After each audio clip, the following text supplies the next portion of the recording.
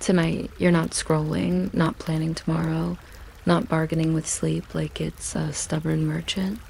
Tonight, you're standing at the edge of Asgard, close enough to hear frost creak on timber, close enough to feel a single hammer thud once and then go quiet, as if even the tool decided to lower its voice.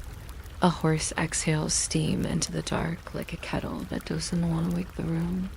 And the strange thing is, none of it feels like war yet. It feels like a work site. It feels like paperwork with breath. Before we go any farther, keep it soft and simple. If nights like this are your kind of calm myths told like lullabies, tap subscribe or follow. Only if you genuinely want more of this exact mood. And if you feel like leaving one small trace, whisper it in the comments. Where and what time are you listening from? I like imagining these stories traveling to different rooms, different hours, like a lantern being carried carefully through a hallway. Now breathe in for 4 and out for 6. Because tonight's myth doesn't begin with thunder. It begins with a very practical feeling, the gods realizing that safe is not a permanent setting. They've won battles, they've heard prophecies, they've survived their own family drama, and still, one cold season can make even divine confidence feel drafty around the edges. So when a stranger shows up with a calm smile of someone who owns measuring ropes, who knows stone, who talks in deadlines, the offer lands like comfort. A wall around Asgard, clean stone, tight joints, finished fast. Not a poem, not a miracle. Just a solution that sounds almost boring until you notice what the solution is trying to buy. And that's where the danger slips in, polite as a contract. You might not expect the safety of the sky to depend on something as sleepy as a contract, but in Asgard, even the sun can end up feeling like a line item. If your room is still, let it stay that way. Let your shoulders sink down as if they've been carrying a small, unnecessary shield all day. And if you're listening late in the quiet hours, just notice the way silence has its own texture, like wool that's been worn soft. There's a kind of cold that makes wooden beams speak. Frost creaks on timber the way old houses complain, not angrily, just out of habit. Somewhere, a single hammer thuds once, as if someone tested it and decided to be polite afterward. And in the dark, a horse exhales steam like a kettle that doesn't want to wake anyone. This is how the story begins, not with a battle, not with a prophecy shouted into lightning, but with the quiet mood of a worksite at the edge of winter where even gods can look at the horizon and think very softly we should probably build a wall. It's easy to imagine Asgard as a place that never needs repairs, as if divinity comes with free maintenance.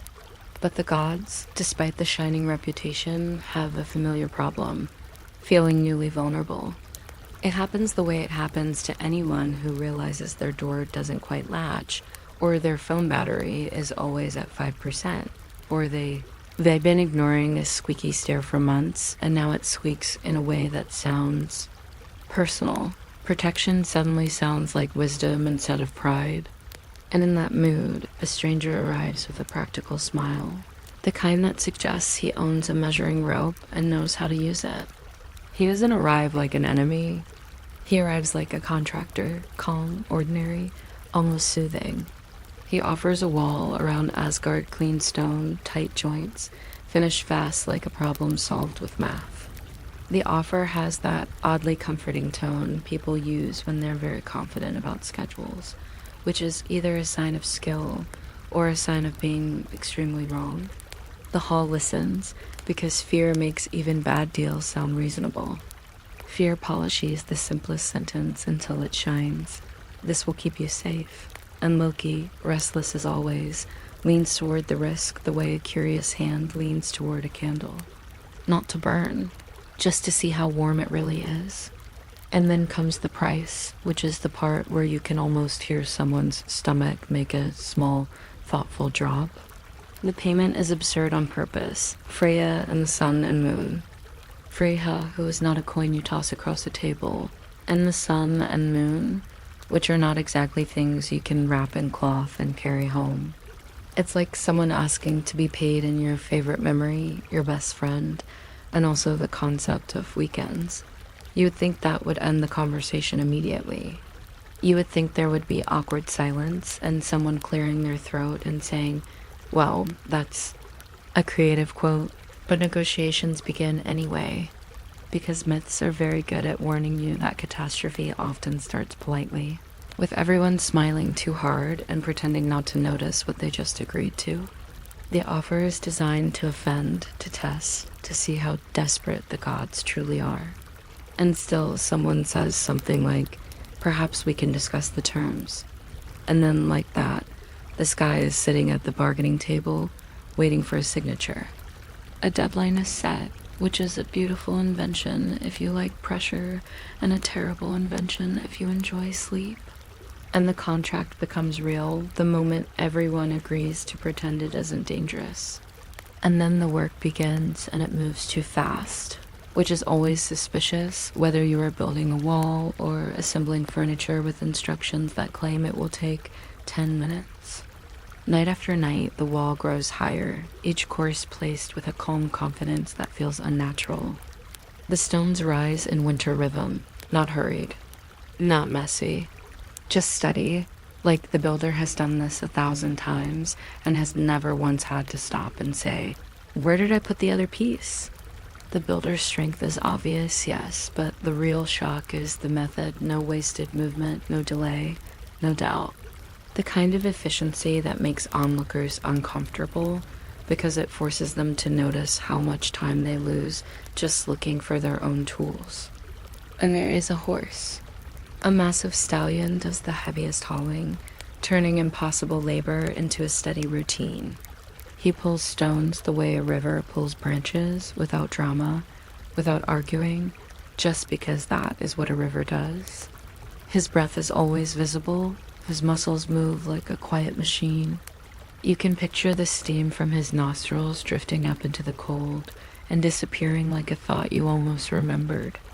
The gods watch him, and if you look closely, you can see them starting to understand that time is running in the wrong direction, not forward toward safety, but toward payment, toward losing Freya, toward losing daylight, toward losing the moon, which is honestly rude, because the moon is very helpful for anyone trying to walk at night without falling into a ditch.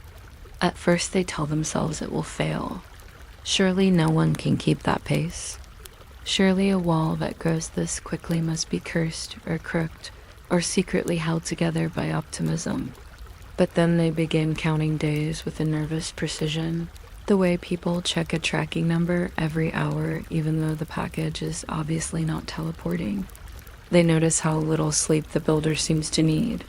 They notice how the stones fit too neatly, how the joints look too clean. They start to feel that cold kind of suspicion that tastes like metal on the tongue. When the wall looks nearly complete, the bargain stops being funny and starts being a trap. And panic, when it arrives silently, the way snow covers footsteps. It doesn't crash into the room. It just appears, already sitting there as if it had been invited earlier and no one remembered. It is a very quiet thing, panic. It says, we may have miscalculated, and it says it in a voice that tries not to shake. You might think gods would be above that kind of mistake, but the truth is, any being who makes deals can make the wrong one. Any being who has ever said, this will probably be fine, is spiritually related to this moment. And that is when the gods turn to Loki, the way you turn to a match near a fuse, because he is often the reason and the solution.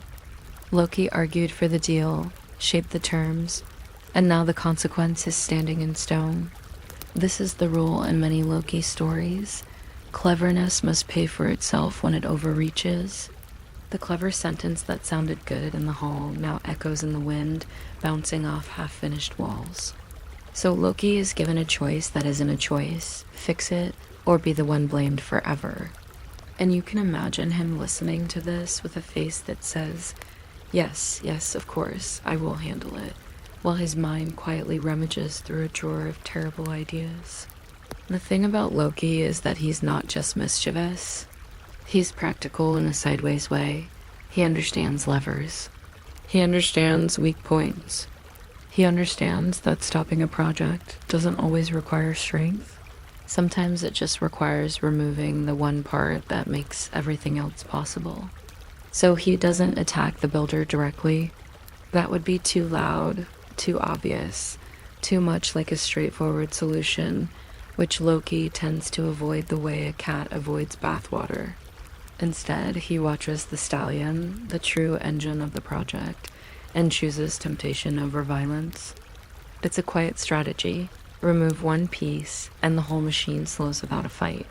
In a myth, the smallest lever can move the biggest disaster. Loki approaches the horse the way someone approaches a very expensive appliance, carefully, with respect for how easily it could ruin your day. He offers a distraction, a little wandering moment, a sideways invitation that says, "Wouldn't you like to step away from your responsibilities for just a minute?" Which is, honestly, the oldest offer in the world. Even humans accept it daily. We call it scrolling. We call it snacks.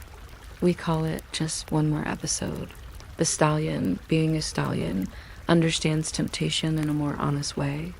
And in the night, the deadline breaks, not with a dramatic snap, but with a slow realization that the pace has stumbled. When the stallion disappears, the builder's rhythm falters. A missing engine changes everything. Suddenly the work that felt inevitable feels possible to interrupt. The deadline becomes impossible in the most ordinary way. There simply aren't enough hours, enough pulls, enough steady breaths. The god's fear flips into anger, because anger is easier than admitting they almost traded away the sky. It is emotionally convenient, anger. It lets you stand tall. It lets you point. It lets you pretend you were never fooled. And the builder reveals more than he meant to reveal. The illusion of just a contractor collapses the way a cheap curtain collapses when someone leans on it. The mask slips. The strength looks less like human effort and more like something older, something not meant to bargain politely. The gods, suddenly remembering they are gods, decide they will not pay. The night that began with polite terms ends with exposed identities and raw power. It's strange, really, how quickly a formal agreement can turn into a personal argument. It's like an email thread that starts with "hope you read well" and ends with someone attaching a screenshot. But let's not hurry. Let's stay with the sleepy part of it, the wall itself, standing there, unfinished, like a lesson left visible on purpose. Imagine Asgard after. The frost softens. The hammer goes still. The air smells like cold stone and tired horses, and the faint, stubborn smoke of a fire that refuses to make a scene. The wall stands, not perfect, not complete, but present, an object you can look at. And remember that bargains aren't too dangerous because they read dramatic, but because they seem manageable at first. That is how the trick works. It comes wrapped in calm language. It comes with neat numbers. It comes with an estimate and a smile. And the sun rises, the moon returns. Not with applause, not with a victory speech, but simply because the world continues as worlds do. Somewhere, Freya is still Freya, not a payment, not a prize, not a line in a contract. Somewhere, Loki's mistake becomes a story told in low voices, the way people talk about embarrassing moments, as if whispering makes them smaller. And you can imagine the gods breathing as if they've been underwater, taking that first slow breath that feels too big for the chest, then settling back into something like normal. If you let your mind linger, you might notice how gentle the myth is about its own absurdity. A wall around Asgard, negotiated like a home renovation. A deadline that makes gods count days like stressed project managers. A horse that becomes the hinge of fate. The sky nearly signed away because someone, somewhere, wanted to feel safe quickly. And Loki forever hovering between problem and solution, learning the same lesson again in a slightly different costume, that cleverness is a tool, but it isn't always a pillow. So just keep drifting with that image.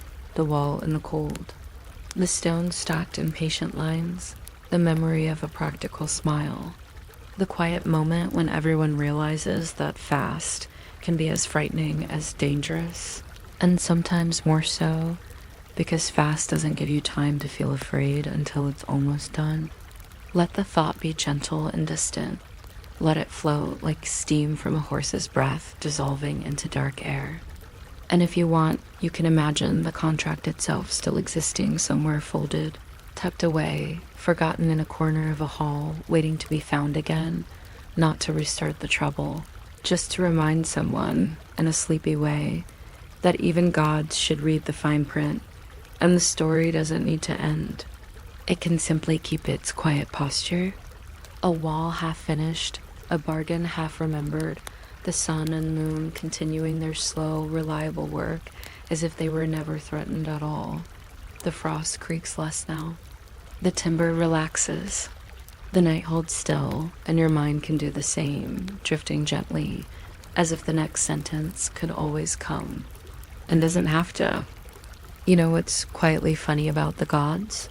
They can handle wolves that eat the sun, giants that throw boulders, and prophecies that arrive with the subtlety of a door slamming.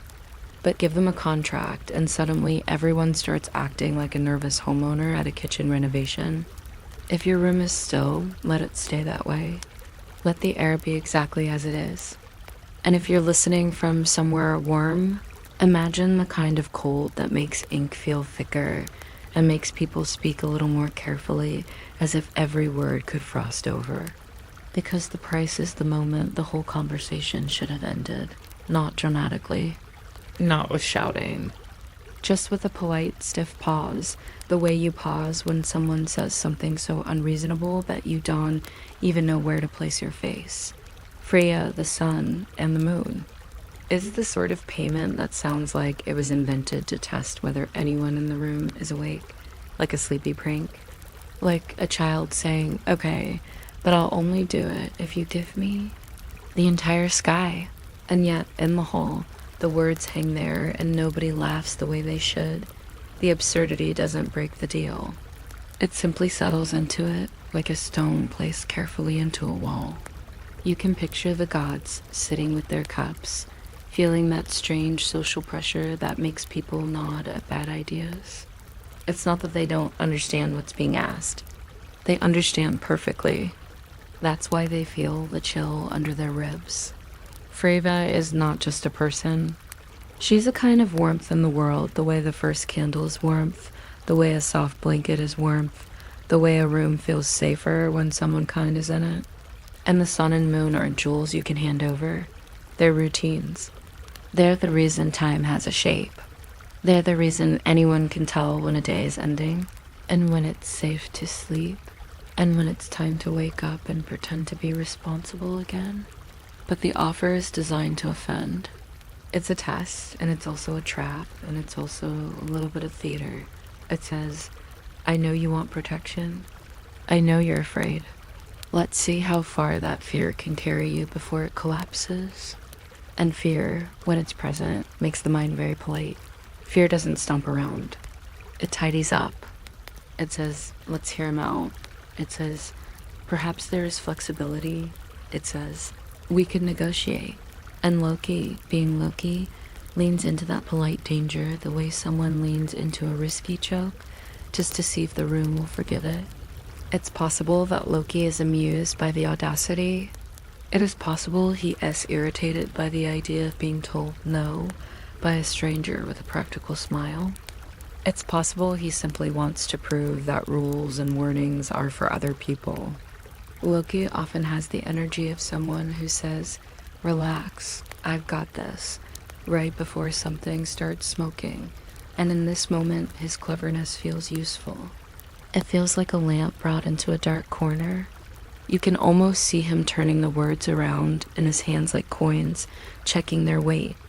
So negotiations begin anyway, which is the part that should make you sigh softly, because myths love this.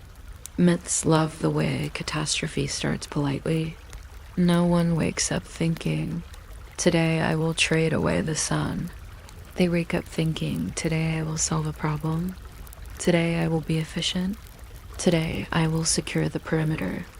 And by the time the terrible payment is mentioned, everyone has already mentally moved into the future where the wall exists and the fear is gone, and it becomes hard to step backward. Humans do this too. We make a plan, and then the plan starts feeling like a moral obligation, even if the plan is clearly nonsense. The mind hates admitting it walked down the wrong hallway. Somewhere in the hall, someone probably says something like, "The terms are unacceptable," and it comes out sounding more tired than angry, because this isn't a battle. It's paperwork wearing a winter coat. The builder might respond with a shrug that says, "Well, that's the price. Take it or leave it." And the gods, who are used to being the ones who set the rules, suddenly feel the weird discomfort of being treated like customers. Not respected customers. Not value clients, just customers. And then, because this is where Loki's talent blooms, someone starts looking for loopholes. Not because loopholes are noble, but because loopholes are comforting. A loophole is a way to feel clever without feeling reckless. A loophole is how you tell yourself you're still in control. Loki likes loopholes the way some people like late-night snacks. He doesn't always need them, but he enjoys the feeling of reaching for them. So the deal gains conditions. The builder must finish by a deadline. The builder must work alone or with limited help, depending on the version of the story you prefer in your sleepy mind. The builder must do it within a season. Suddenly, the impossible payment feels like it's been safely locked behind a door that says, only if he succeeds. Only if he finishes, only if the wall is complete. And only if is a seductive phrase. It makes danger feel like a controlled experiment. It makes people relax in the exact moment they should be paying attention. If you've ever told yourself, I'll just check one message, the power of only if I don't get distracted, only if it doesn't take long, only if I stop in 5 minutes. And then an hour later, you're still staring at a glowing rectangle like it's a small, modern god demanding offerings. The god set a deadline, and the contract becomes real in the moment everyone agrees to pretend it isn't dangerous. That is the secret weight of agreements. They don't become binding when the ink dries. They become binding when people start acting as if they're normal. When they start making small talk again. When someone says, "So, shall we begin?" As if the sun is not currently sitting at the bargaining table with its hands folded. And in a world like theirs, contracts and oaths are not casual things. Words carry a kind of physicality. A promise can feel like rope around the wrist. A vow can feel like a stone placed in the stomach. People in these stories don't just agree. They bind themselves. They speak in a way that makes their future harder to escape. You can picture runes being carved, not because it's dramatic, but because it's practical. Words are slippery. Runes stay put. A carved oath is a way to pin time down, like pressing a leaf into a book so it can't blow away. It's a little funny, though, to imagine cosmic stakes recorded with the same seriousness as a receipt. Item 1, one wall, neatly built. Item 2, payment due upon completion. Freya, sun, moon. Somewhere, if the gods had a legal department, someone would be quietly sweating. Someone would be saying, "We should not have signed this." Someone would be rubbing their temples and wishing the world had been designed without contracts. And then, because this is Asgard, and because the gods love to act as if they aren't bothered until they absolutely are, the conversation probably ends with a forced cheerfulness. The builder leaves with his practical smile. The hall tries to return to normal. Someone refills a cup. Someone makes a small joke that lands too softly. Everyone avoids looking at Freya too directly because eye contact in this moment might feel like guilt. Freya herself, in the background of the deal, is a quiet gravity. She is not an object, but she is being treated like one in the language of the bargain. That's the kind of disrespect that doesn't need shouting to be painful. It's the calm insult of turning a person into currency. And the gods, who might be brave in battle, are suddenly a little cowardly in conversation. They do what people do when a situation is uncomfortable. They focus on logistics. They talk about the wall. They talk about the deadline. They talk about terms. Anything except the feeling of what they almost agreed to. The sun and moon, meanwhile, are the most patient things in the world. They don't get offended. They don't argue. They simply continue. They rise. They set. They move with their slow, dependable rhythm, like clocks that never ask for appreciation. And perhaps that's part of what makes them easy to gamble with. People always risk the things they assume will always come back. They assume the sun will rise because it always has. They assume the moon will return because it always does. It's the same foolish comfort that makes someone say, "I'll fix that later," until later becomes a personality trait. So the gods convince themselves, in a sleepy way, that this is manageable. The builder will fail. The terms are strict. No one can build that fast. The payment is absurd, which means it won't happen. This is how the mind protects itself. It turns danger into a future joke. Can you believe we almost traded the moon? Ha, very funny. Let's never talk about it again. But beneath that joking surface is the quiet awareness that Loki is involved, and Loki doesn't just invite risk, he decorates it. He adds ribbons. He makes it feel like a daring little experiment. And in Loki's stories, experiments have a habit of producing results nobody asked for. Still, let's keep everything soft. Let's not rush toward consequences. Let's stay with the gentle weirdness of a myth where cosmic objects are treated like negotiable property. Imagine the hall after the builder leaves. The fire settles lower. The sound of cups clinking becomes less confident. Someone adjusts the cloak and the fabric whispers. Someone tries to change the subject by telling a story about something harmless, like a goat or minor misunderstanding, or a time Thor did something loud and simple that didn't require paperwork. Loki, perhaps, sits with a look of relaxed satisfaction, the way someone looks after sending an email that contains a terrible decision. He might be pleased with himself. He might be slightly uneasy. Loki isn't always fearless. He's just allergic to admitting fear in a straightforward way. If fear appears, he disguises it as humor. He disguises it as curiosity. He disguises it as "this will be fine." And the gods, tired and uneasy, let him do it, because the alternative would be to face the raw truth. They are not invulnerable. They can be pressured. They can be tempted. They can be made to bargain. And that, in its own sleepy way, is the point. Not that the gods are foolish, though they can be.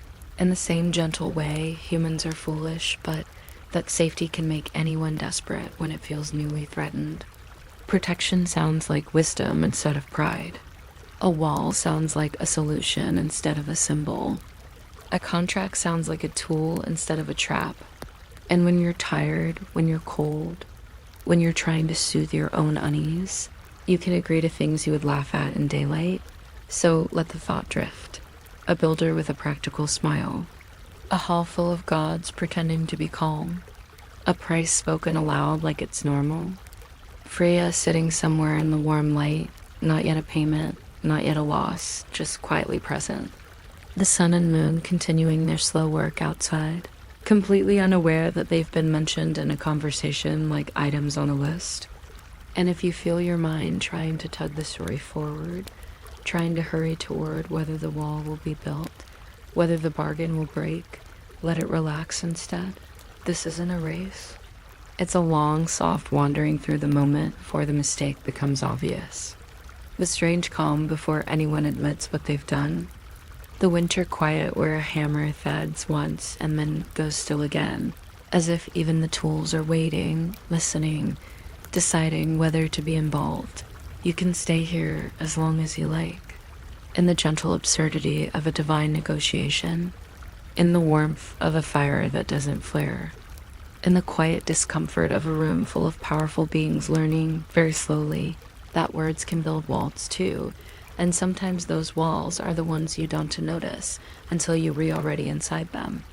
And the contract somewhere sits folded in the dark like a sleeping thing, holding its only if, holding its deadline, holding the sky in the calm grip of ordinary language, waiting to be remembered again and again and again. You know, there is a particular kind of speed that doesn't feel loud at all. It doesn't crash. It doesn't shout. It simply arrives on time, again and again, with the quiet confidence of someone who has already done the math. And in this story, the wall around Asgard begins to grow with that kind of unnerving calm stone placed on stone, as if winter itself has agreed to be helpful for once. If your room is still, let it stay that way. Let the air be soft and unbothered. Let the dark do what it does best. Imagine a night cold enough to make timber creak politely, the way old floors complain in a whisper when you try to sneak to the kitchen. Somewhere beyond the warm hall, at the edge where the world feels thinned out, there is the steady rhythm of work. A hammer thudding once, then a pause, then another thud that lands in almost the same place. It's like a heartbeat that never gets excited. Before we settle in, if you're still awake in a few minutes, you can subscribe.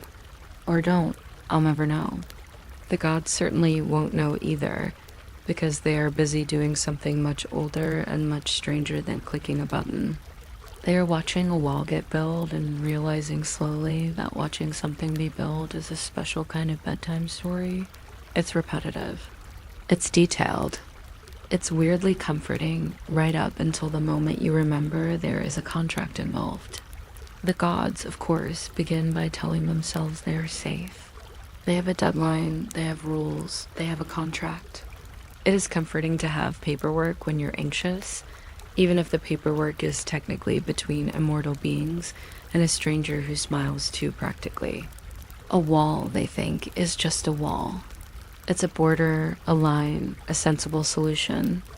It's the kind of thing you can point to and say, "See, we handled it," which is exactly what people say right before the universe tests their confidence.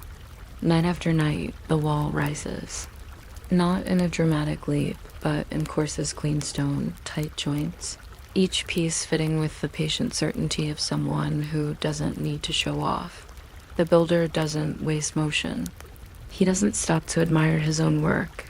He doesn't wander off to circle back later, which is a phrase the gods might not have invented yet, but they would immediately recognize the dread of it.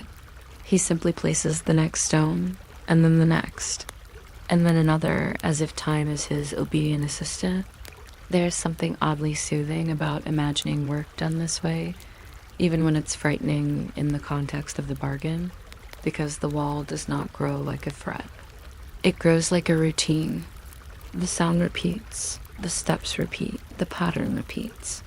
And repetition is what lulls the mind, the way waves do, the way a fan does, the way the same familiar song can make your thoughts slow down and sit politely in a corner. Somewhere in the dark, stone is being chosen, not randomly, not violently, just selected. A block is turned until its flattest face finds the top, until a rough edge is hidden where it will never be seen again. It's the kind of attention that makes you want to feel proud and also makes you want to ask very gently why the builder is being so thorough when the gods specifically requested a situation that would probably fail. This is the problem with hiring someone competent. Sometimes they take your poor decisions seriously, but then you notice the method, and that's when the comfort gains a thin line of unease. It isn't just strength. It's not just some brute heaving stone around and hoping for the best. It's careful, measured, quietly efficient. Each stone is set as if it has been waiting for exactly that spot. The mortar is pressed and wiped away. The line is checked. The corner is squared. If you've ever watched someone fold laundry with disturbing competence, shirts stacked, corners aligned, no hesitation, you know the feeling. It's impressive and somehow also irritating. And winter is a strange assistant in all of this. Cold makes details stand out, it makes sound carry, it makes breath visible. It also makes work harder for normal people. Fingers go numb, water stiffens, the body starts negotiating with itself. So when the builder keeps going as if the cold is just an opinion, the gods begin to watch a little more closely than they mean to. And then there is the horse.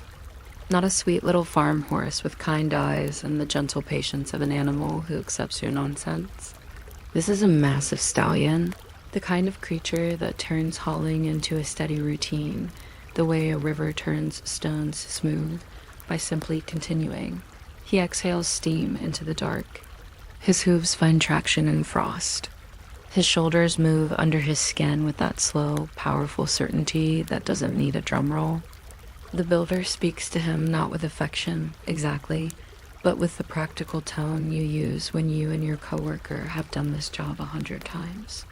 And the horse answers by leaning into the harness, as if the harness is simply another fact of the universe. In some tellings, the stallion even has a name, Svalfari. One of those names that sounds like it belongs to something that can pull a mountain without asking how. Names in Norse stories are often like little labels sewn onto the inside of a coat.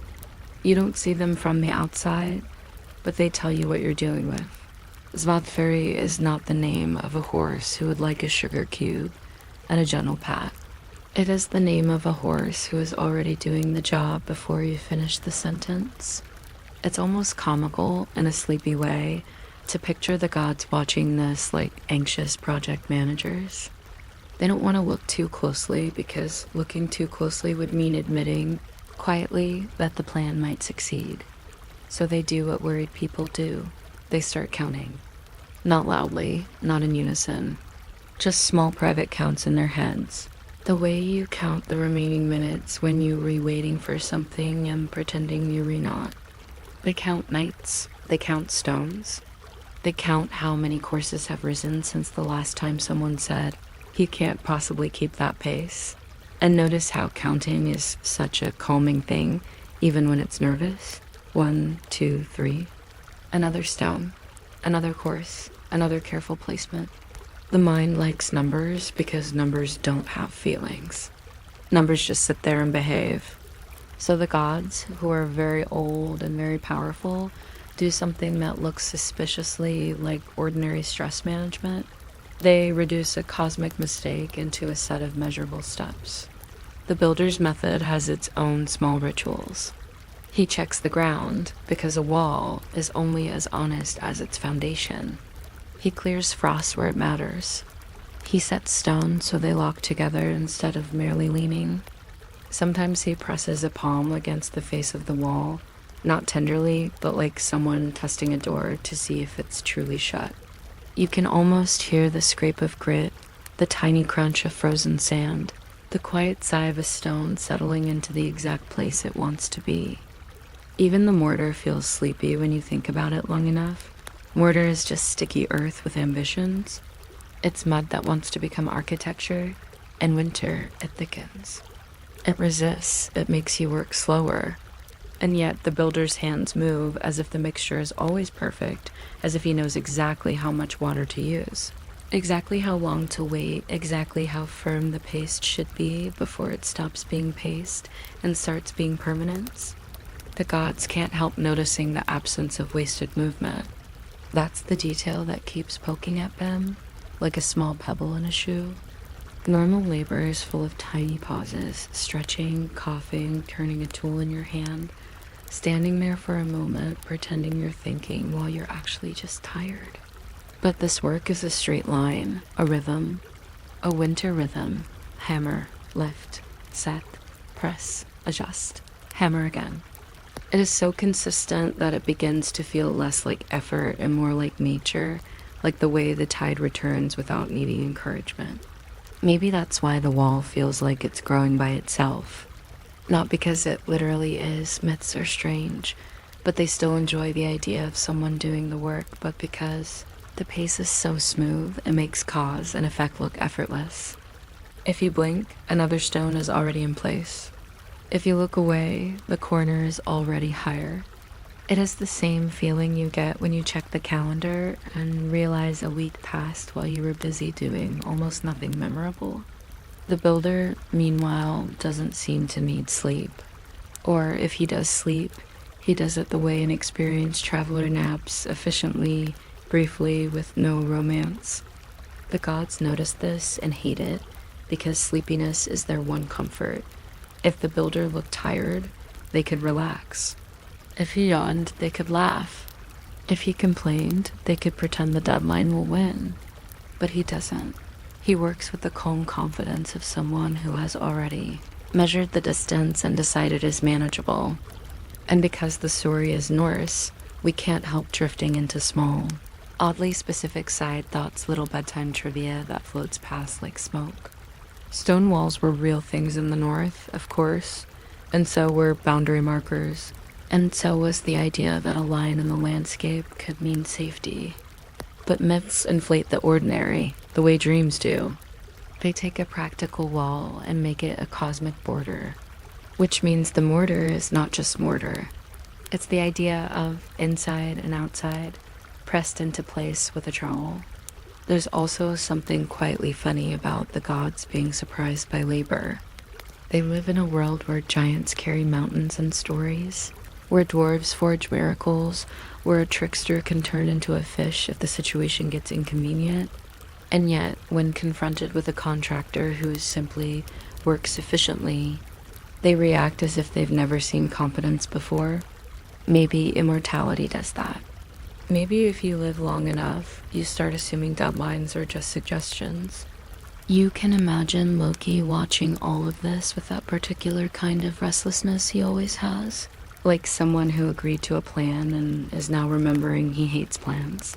He would notice the little things, the way the builder always sets the next stone before the previous one fully stops moving, the way Svealfari's breath never seems to turn ragged, the way the work doesn't slow at dawn.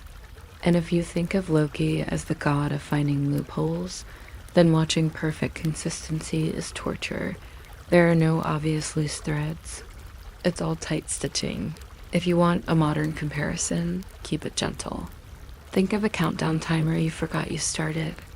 You said it confidently, walked away, and then later heard the faint beep beep from another room, like a small alarm reminding you you are not as organized as you hoped. The gods begin to feel that beep in their bones, even as the builder continues in the dark with his calm winter rhythm. Or think of watching a progress bar that moves too smoothly. It's comforting at first, and then it becomes suspicious. Why is it working so well? Who authorized this? And in the spaces between hammer strikes, the world feels unusually still. The horse shifts his weight. The builder adjusts the strap. Somewhere far off, a bird decides not to make any sound, because even birds understand that this is not the time for commentary. The wall stands higher than yesterday. It stands higher than it has any right to stand. And the gods, watching from the warmth of their hall, feel that strange mixture of relief and dread. Relief that protection is real, and dread that protection might be the most expensive thing they've ever tried to buy. Still, for now, the work continues without a scene, no shouting, no battle. Just stone, frost, breath, and the steady repetition of a task performed too well. The wall rises, course by course, as if it's being written into the landscape. And if your own thoughts begin to drift, let them drift with it, following the line of stone, in the dark listening to the quiet rhythm of labor, noticing how the night holds every sound gently, as if it wants you to sleep while the world keeps building itself around you. You can almost feel the moment the mood changes, not with a thunderclap, but with a small, tired shift of attention. The gods stop watching the wall like proud homeowners and start watching it like people who just remembered they signed something without reading the tiny, inconvenient line at the bottom. The hall is still warm, still bright with firelight, but the warmth now has that slightly anxious quality a room gets when everyone is pretending not to be worried. If your room is quiet, let it stay quiet. Let the darkness keep doing its gentle work, And if you're still awake in a few minutes, feel free to subscribe. Or don't. I can't exactly lean through the screen and check. Imagine Asgard's winter air outside the doors, clean, sharp, and cold enough to make every breath look like a thought you can see. Somewhere out there, stone still settles. Somewhere out there, Svihelfari still pulls. And somewhere inside the hall, a few immortal minds begin to do what minds always do when a plan starts wobbling. They begin to search for a person to blame, and then, with impressive efficiency, they remember they already have one. It's almost unfair how quickly they remember him. Not because Loki is innocent, he rarely is. It is unfair because Loki is the kind of figure who attracts blame the way a candle attracts moths.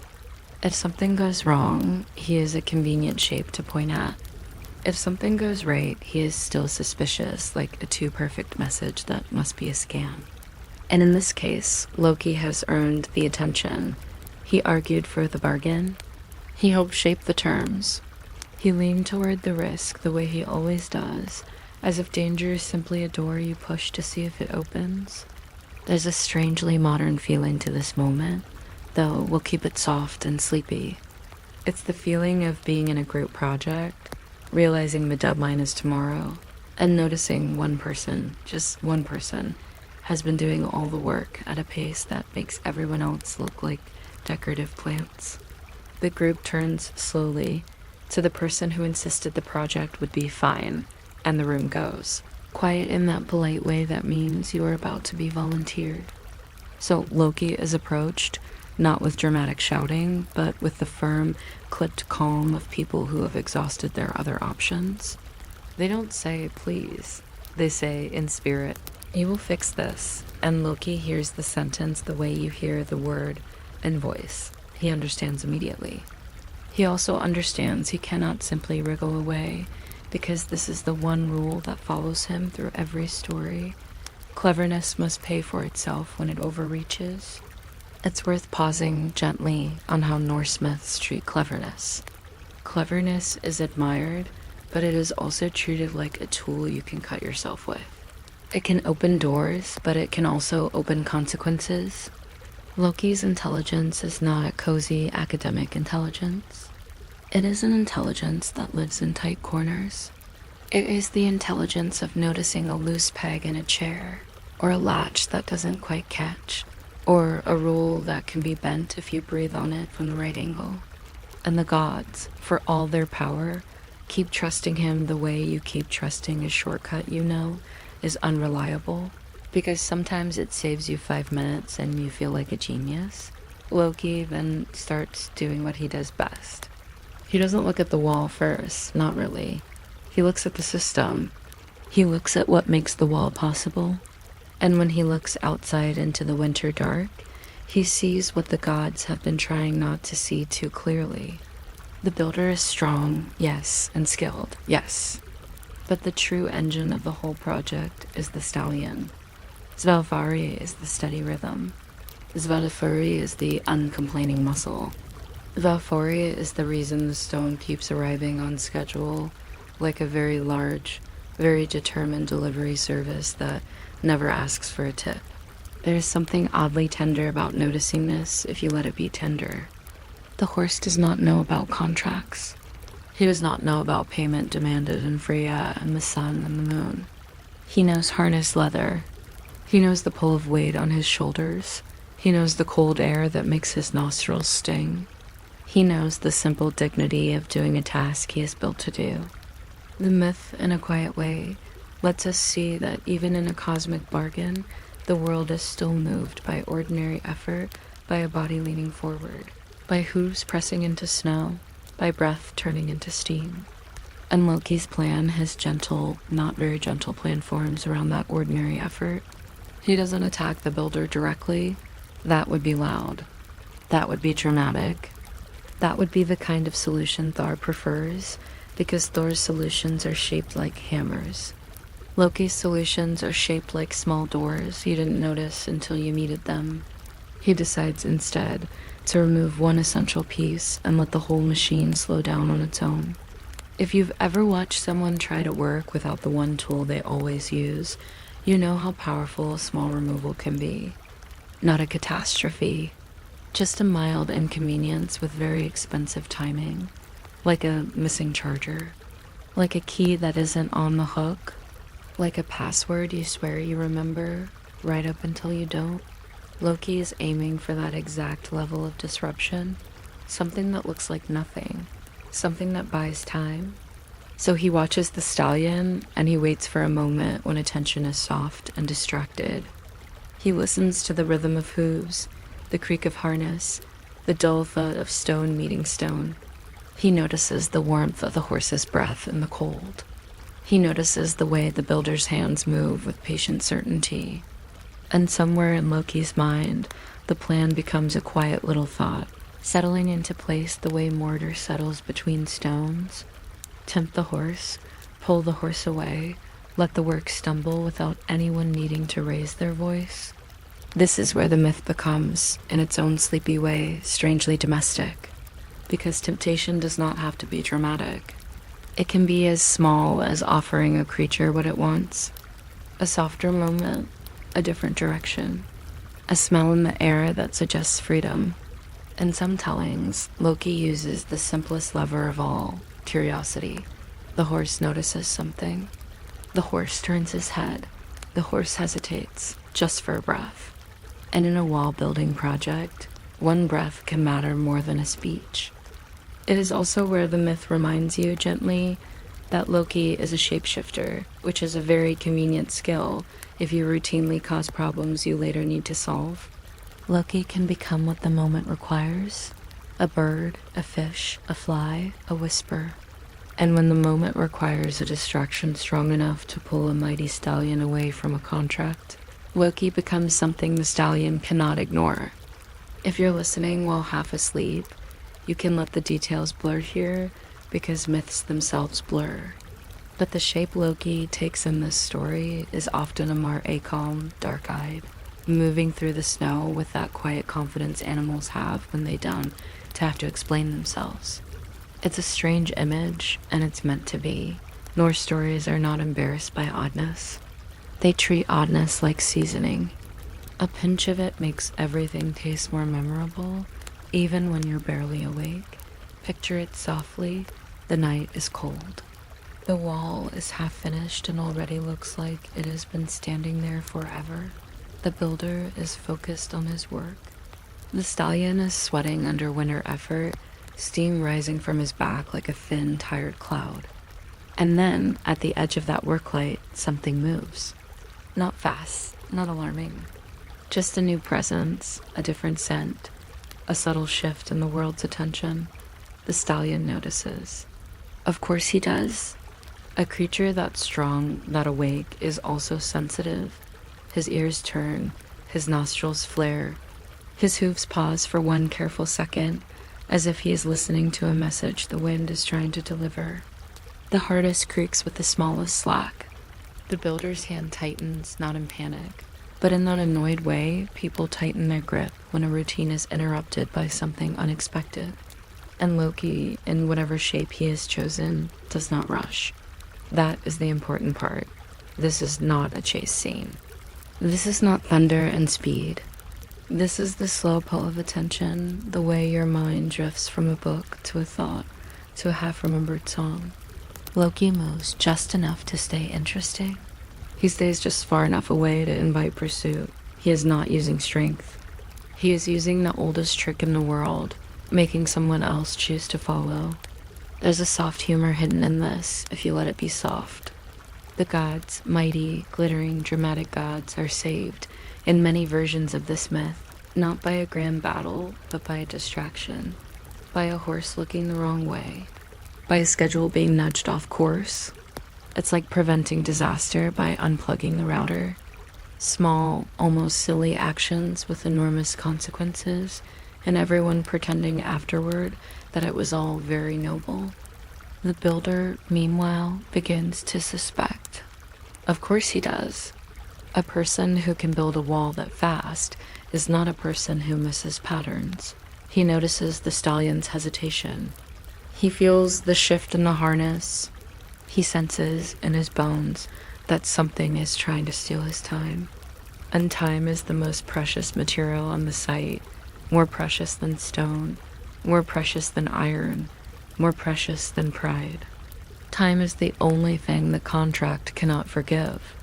So the builder calls perhaps, or clicks his tongue, or tightens the reins, small human gestures of control.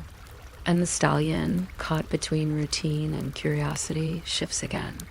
This is where you can imagine the snow under his hooves, packed hard, then cracking slightly, a little spray of frost as weight moves.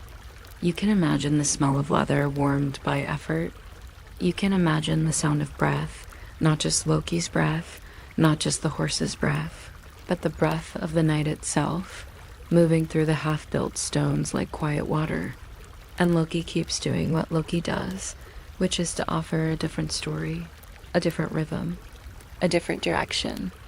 He leads the stallion away from the wall, the way you might lead your own thoughts away from an anxious problem, by giving them something else to chew on, something else to follow, something else that feels more interesting than responsibility.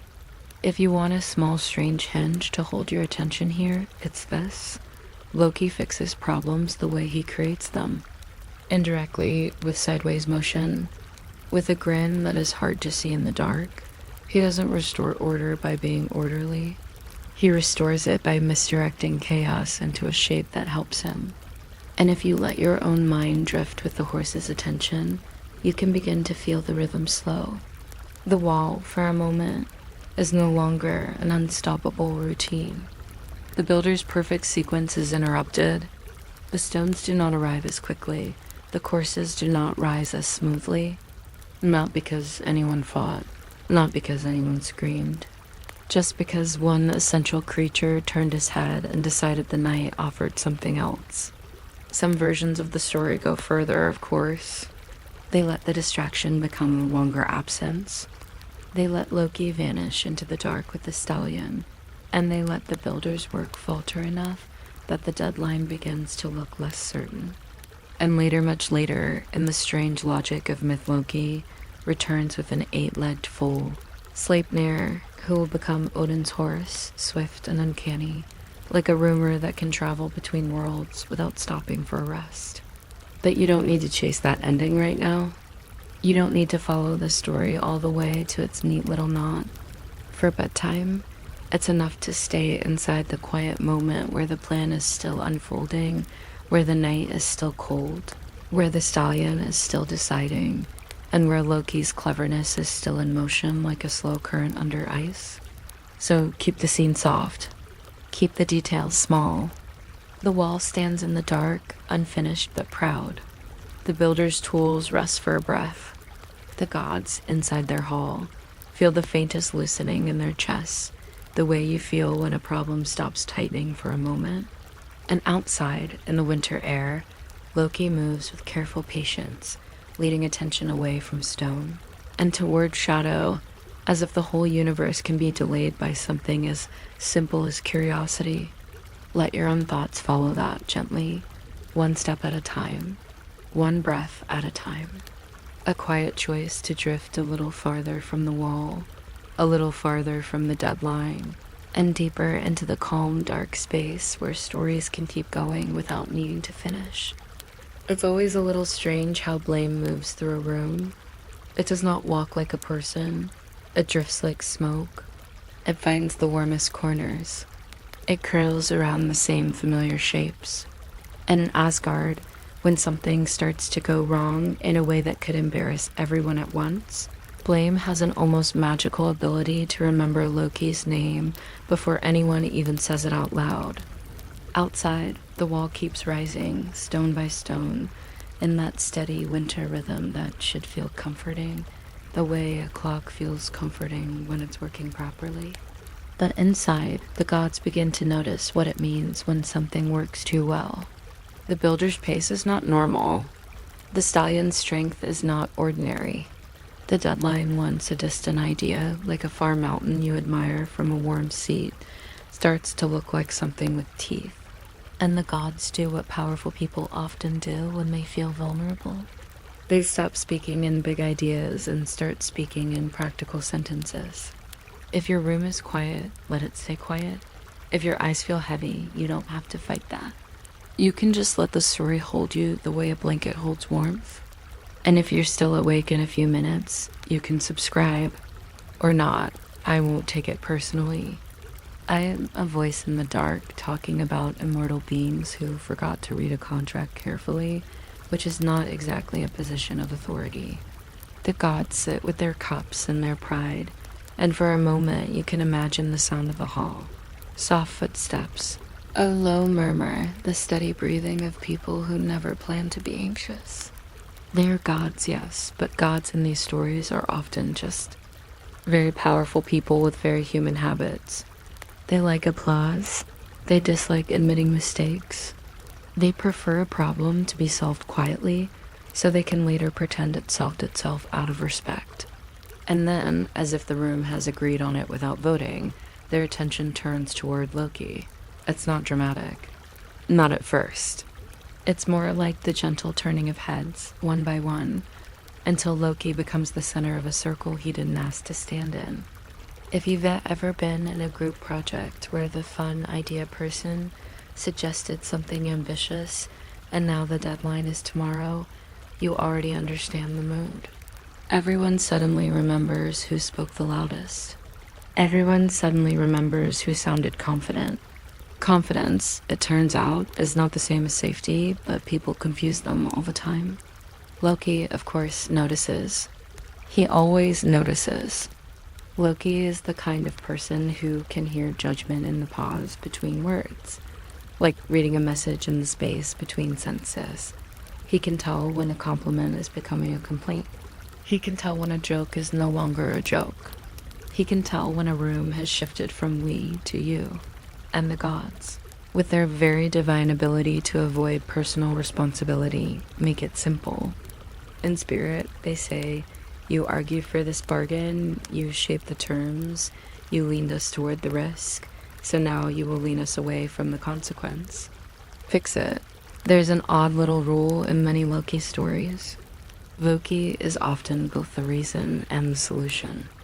He causes a problem with cleverness, then he solves it with more cleverness, which is like trying to put out a candle with the same match you used to light it. Sometimes it works. Sometimes it makes everything smell faintly of smoke for a long time afterward. And the gods keep relying on him anyway, because when you're frightened, you reach for the tool you already know how to use, even if the tool is slightly sharp. Loki's face, however you imagine it, doesn't need to change much. He doesn't have to panic. Panic would be too honest. He can simply let his expression settle into that calm, bright look that says he is thinking. Loki thinks the way a person thinks when they are trying to escape a room without touching the doorknob. He looks for angles. He looks for loopholes. He looks for leverage, and the first thing he understands is that he cannot refuse. Because in these myths, reputation is currency. Honor is not just a feeling. It's a structure like a wall. A word spoken in public is heavier than a stone in the hand. And Loki, for all his mischief, still lives inside the rules enough to be bound by them. If he refuses to help, he becomes the official villain, the one who doomed the gods out of spite or laziness. If he tries and fails, at least he gets to say he tried, which is the oldest excuse in the world and still somehow effective. So Loki accepts the task the way you accept a chore you secretly enjoy complaining about. He accepts it because it is now his problem and because Loki is, in his own twisted way, loyal to the ongoing story. He does not want the gods to lose the sun and moon. He does not want Freya to be traded away like an object. He wants the deal to break in a way that makes everyone else look foolish and him look complicated. This is where the myth becomes quietly fascinating because it gives you a glimpse into how the gods think about agreements. It's easy to imagine ancient people, real people, living in a world where promises mattered because promises were safety. If you couldn't trust a vow, you couldn't trust a neighbor. If you couldn't trust a neighbor, you couldn't survive the winter. So in Norse culture, we hear about oaths, rings, assemblies, legal customs, and the idea that words are not vapor. Words are tools. Words are binding. Words, once spoken, hang around like a scent you can't wash out. That's why the builder's demand is so sharp. Freyja, the sun, the moon, those aren't just prizes. They are symbols of cosmic order. The myth is basically saying, if you bargain poorly, you don't just lose money, you lose the sky. Loki understands that. He also understands the builder understands it. This isn't a casual negotiation, it's a test. The builder's price is absurd on purpose, like someone quoting a ridiculous amount just to see if you'll say yes. And the gods did say yes.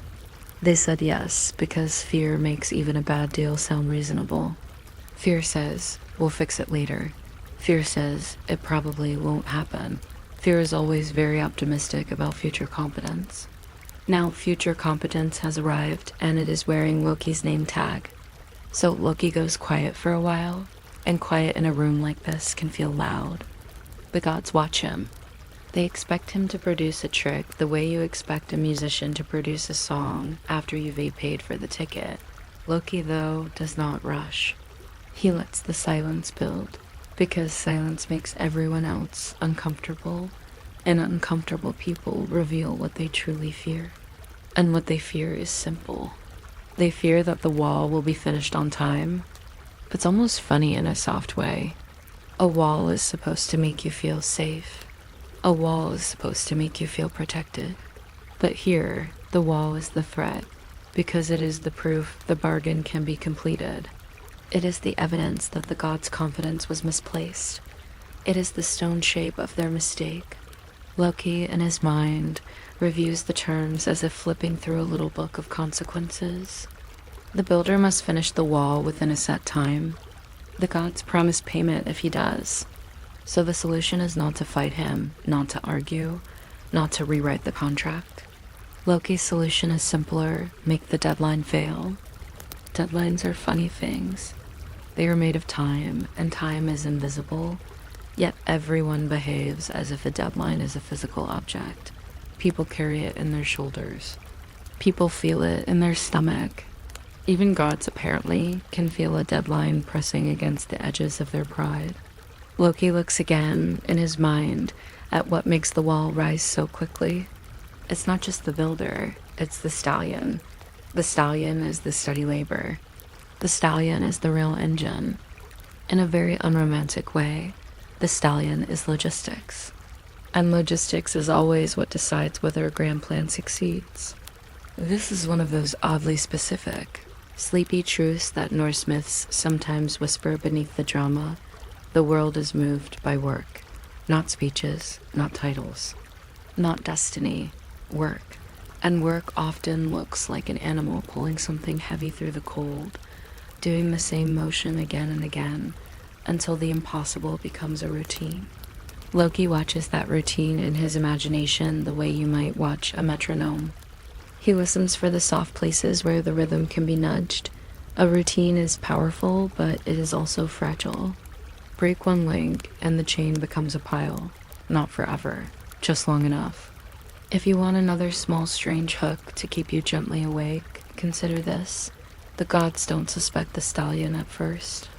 They suspect the builder's strength. They suspect magic. They suspect cheating. But the stallion is right there, visible, sweating, breathing, pulling, and still the gods underestimate him. That is a very human mistake. People often overlook the obvious worker because the worker is not flashy. The worker is simply steady, and steady things are easy to take for granted until they stop. Loki does not take it for granted. Loki respects efficiency. Loki respects anything that looks like it might outsmart him. And a stallion that can haul stone all night without complaint is, in Loki's mind, a kind of opponent, not an enemy. Just a powerful factor, a variable. So Loki begins to plan, and his plan is not violent. It's not heroic. It's not even particularly respectful. It's just clever. He will remove the stallion from the work. This is where it helps to remember that Loki is a shapeshifter. Loki's body is not a fixed fact. Loki's shape is a tool, like a keyring with many keys. If one form doesn't fit the lock, he tries another. It's an extremely convenient trait for someone who keeps stepping into problems that require unusual exits. And in this myth, Loki chooses a form that can tug a stallion's attention the way a scent tugs a sleepy mind. Often, he becomes a mare. The moment is easy to imagine softly, without turning it into a loud scene. The night is cold. The wall is tall enough now to cast a darker shadow. The builder is focused, hands moving with that calm confidence that makes other people nervous. The stallion is working, harness creaking, steam rising in thin clouds from his body. Everything is routine. Everything is dangerously on schedule. Then Loki appears at the edge of that routine, not as an explosion, not as an alarm, but as a new possibility. Animals, as you know, live in a different kind of time. They don't care about contracts. They don't care about deadlines. They care about scent, movement, warmth, curiosity, the subtle signals that say, here is something worth noticing.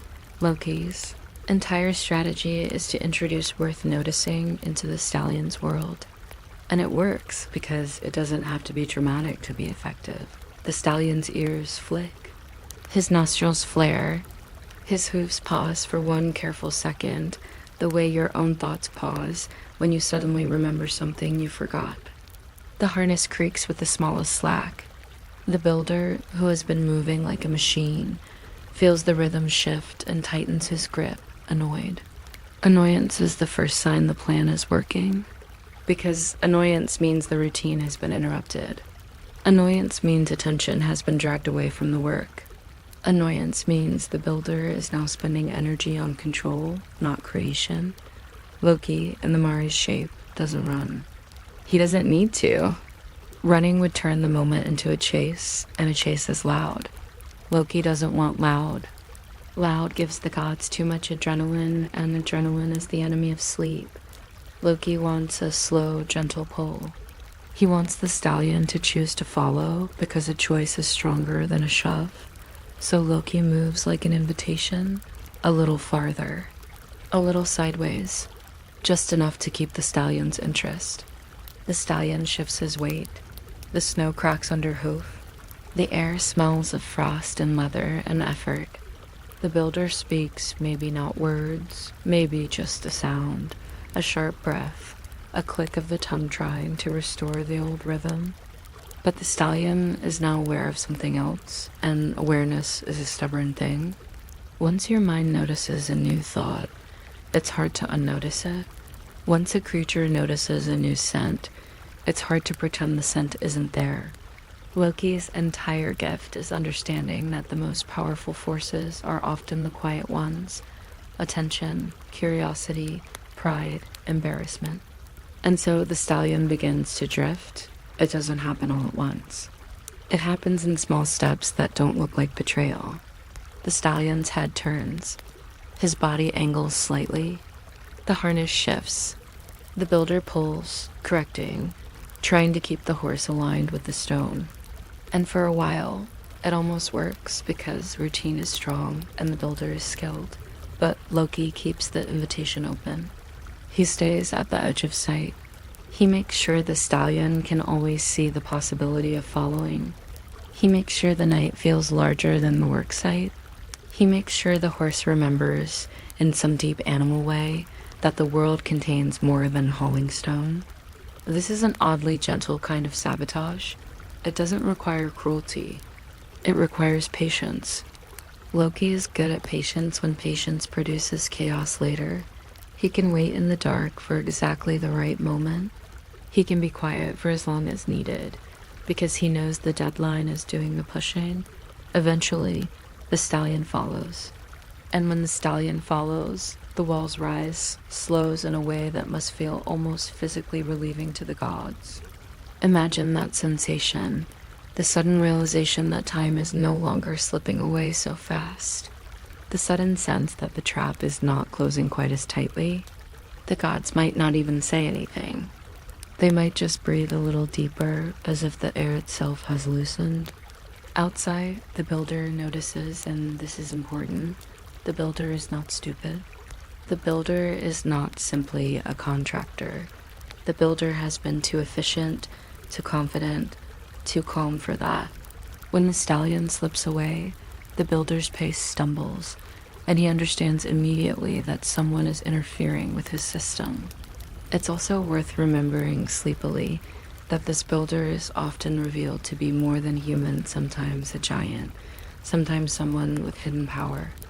And there is something quietly funny about the gods hiring a stranger, and then acting shocked when the stranger turns out to be exactly as dangerous as the price suggested. The builder's frustration, however, doesn't need to become a big fight in our telling. It can remain contained, like a tightened jaw, like hands gripping a tool too hard, like someone realizing the world is not going to let them finish the job exactly the way they planned. And Loki, drifting deeper into the night with the stallion's attention behind him, is doing what he was told to do. Fix it. Not in a noble way, not in a clean way, but in a way that works. If you want a final small micro hook, something oddly specific to carry into sleep, hold this thought. In so many myths, the fate of the sky depends on something almost embarrassingly simple. A schedule, a helper, a single point of failure. A horse, the sun and moon, those grand cosmic lights, are almost bargained away because the gods misjudge a deadline and underestimate a work animal. It is the kind of story that makes you want to check your own life for quiet stallions, the unnoticed forces doing the heavy lifting while you focus on the flashy parts. And as the night stretches on, with the wall still unfinished and the deadline approaching like a slow, inevitable tide, Loki keeps moving in that half-visible way he prefers. He doesn't need to win forever. He only needs to win time. He only needs the wall to fail by a margin so small it feels like the universe itself hesitated. Let that be enough for now. Let the thought settle like frost settling on timber. A small shift. A stolen rhythm. A problem caused by cleverness now being paid for with more cleverness. And your mind can follow the rhythm away from the wall, away from the contract, and deeper into the quiet, where stories don't have to finish, they only have to drift. There's a particular kind of cleverness that doesn't look clever at all. It doesn't announce itself. It doesn't slam doors. It doesn't throw lightning across the sky and call it a plan. It just looks around the room, notices what everyone else is politely ignoring, and then quietly touches the one small thing that makes the whole structure wobble. If you've ever watched a tall stack of dishes and realized the problem lies not pot plate, it's the slightly crooked one near the middle, you already understand the mood Loki drifts into now. Because the truth is, the builder is impressive, yes. His hands are fast. His posture is steady. His confidence is almost rude. But the real power in this situation is not his shoulders or his tools. It's the stallion. The stallion is the engine. The stallion is the unglamorous miracle. The stallion is what turns impossible labor into something that can be scheduled, which is a terrifying concept if you're trying to dodge the consequences of a contract. It's always the same with big projects in any world. People argue about leadership. People argue about vision. And then the entire thing rises or collapses based on one quiet, reliable system that someone forgot to respect. In Asgard, that system has hooves, so Loki does what he does best. He stops thinking like a hero and starts thinking like a small inconvenience with excellent timing. He watches the work, not with outrage, but with the calm attention you give a ticking clock in a silent room. He listens to the rhythm. Stone dragged, stone placed, breath released, harness tightened. The wall doesn't rise in a grand flourish. It rises like a routine. And routines are strong, but they are also sensitive to interruption, the way your own mind is sensitive to one unexpected thought right as you are about to fall asleep. It's almost gentle, the way the gods begin to depend on a single animal without admitting it. They can't say out loud, "We're losing because the horse is too good at his job." That would sound ridiculous. So they say other things. They say the builder is suspicious. They say the pace is unnatural. They say the terms were unfair. They say Loki should fix it. And Loki, with that bright, resting patience of his, accepts that the gods are doing what they always do, describing a simple problem in complicated language so it feels less embarrassing. If your room is still, let it stay that way. Let your breathing do the slow work for you. You don't have to hold the whole story in your mind like a task. You can just let it pass through like a warm draft under a door. And if you're still awake, you can picture the worksite as if you're watching it from a distance. Winter dark quiet, the walls pale stone faintly visible, and a single huge stallion, moving with the steady seriousness of someone who does not care about divine politics. Loki's plan is not to break the wall. It's not to fight the builder. It's not even to argue about the contract, because arguing with a contract is like arguing with a calendar. You can do it, but the calendar won't change its mind. Loki's plan is to make the work slow down just enough, at the exact moment when just enough becomes the difference between victory and failure. That's the odd thing about deadlines. They are cruel in the most boring way. You don't have to lose by a lot. You can lose by an inch and it still counts. The builder doesn't need to fail dramatically. He only needs to fail slightly. Loki loves slightly. Loki is basically built out of slightness. Slight turns, slight omissions, slight misunderstandings that somehow grow into enormous consequences. So he watches the stallion and he sees what the builder sees. This animal isn't just strong. He's focused. He's disciplined. He is the kind of worker who would probably have a very tidy tool bag if he owned tools. He doesn't waste motion. He doesn't get distracted by the cold. He keeps going. He is, in a way, the most frightening character in the entire story, because he's the only one who isn't emotional about it. He's just effective. And effectiveness is always what makes a bad decision feel final. Loki leans into the fact that animals live in a different world than contracts. They don't care about agreements. They don't care about honor. They don't care about the sun and moon as bargaining chips because they don't think in chips. They think in sensations, smell, sound, movement, curiosity, comfort, a sudden new presence that makes the air feel different. A shift in attention so small a human might not even notice it, but an animal will. That's the doorway Loki steps through, not a doorway of violence, a doorway of attention. He doesn't need to frighten the stallion. Fear would be messy. Fear would create noise. Fear would turn this into a chase, and chases wake people up. Loki wants something sleepier. He wants drift. He wants the stallion's mind to slide sideways, like a thought that wanders away from the main topic and takes you with it. So Loki becomes a kind of temptation. Not in an explicit, loud way, more in the gentle sense of something interesting exists over there. The way a notification icon pulls your eyes, even when you promised yourself you were done for the day. The way you go to the kitchen for water and somehow end up staring into the fridge as if it contains hidden wisdom. The stallion doesn't need to be tricked with panic. He only needs to be offered a reason to pause, a reason to turn his head, a reason to stop being a machine for one moment. And Loki is very good at being a reason. In some tellings, Loki takes the shape of a mare, but you don't have to picture this as anything scandalous. You can picture it as Loki using the oldest trick in the world. Become something that draws attention without making a sound. Become something that can stand at the edge of the worksite, like a question the stallion can ignore. A presence. A scent. A shape that suggests the world is larger than the harness and the stone and the builder's voice. The night is cold, and cold nights have a particular stillness. Sound travels differently. Every creak is clear. Every breath looks like smoke. The builder's tools make small, sharp noises, and the stallion's harness creaks with the rhythm of labor. It's almost hypnotic, that rhythm. You could fall asleep to it if you weren't a god realizing you might lose the sky. And then, somewhere at the edge, the rhythm meets something new. A soft movement, a shift in the snow, a new scent in the air.